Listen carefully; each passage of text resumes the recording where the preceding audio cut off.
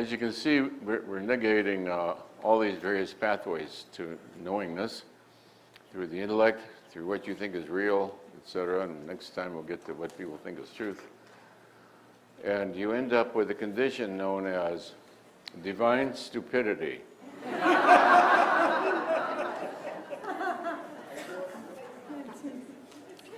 Now, divine stupidity is much to be desired. I remember ending up in divine stupidity myself. And, in the spiritual traditional literature, it's described as a state. Divine stupidity.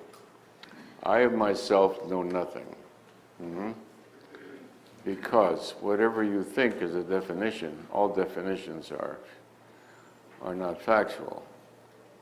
It's what you are. What you are is sufficient statement, about which you say nothing. You no longer say, I am this, or I am that, or this is that. You experience like the cat does. That which you are, you are. And there's nothing you can say about it. So you end up with divine stupidity. I'm sure if you asked Ramana Maharshi what he thought about something, he'd tell you he had no idea.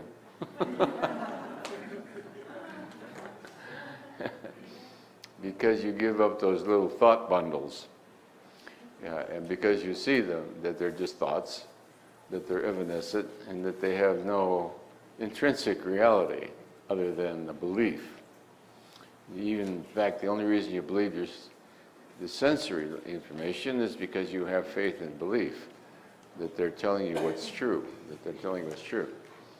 So you end up then with divine stupidity, and therefore the more lectures you attend, the dumber you will get.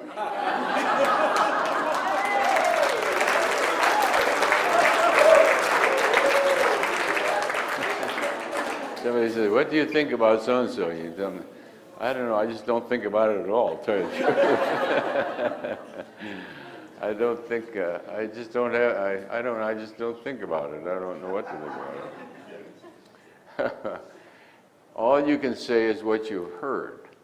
All right. Now, you see, that's a different dimension. I have heard such and such. And even the Buddha related that. I have heard thus and so. Even spiritual knowledge, all you can say, I have heard. So I have heard, you see, is a much more humble position.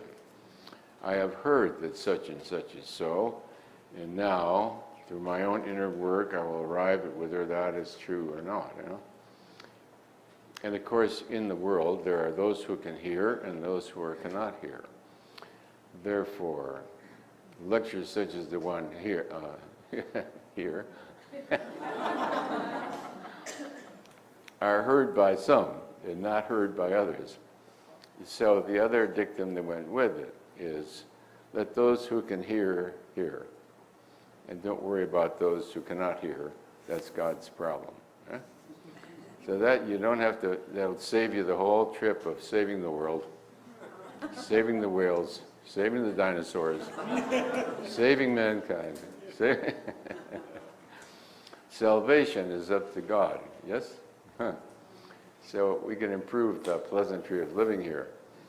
But, so divine stupidity, you end up with no opinion on anything, because you see all opinions are just mentalizations, and you can change your opinion depending on the folks you're hanging out with.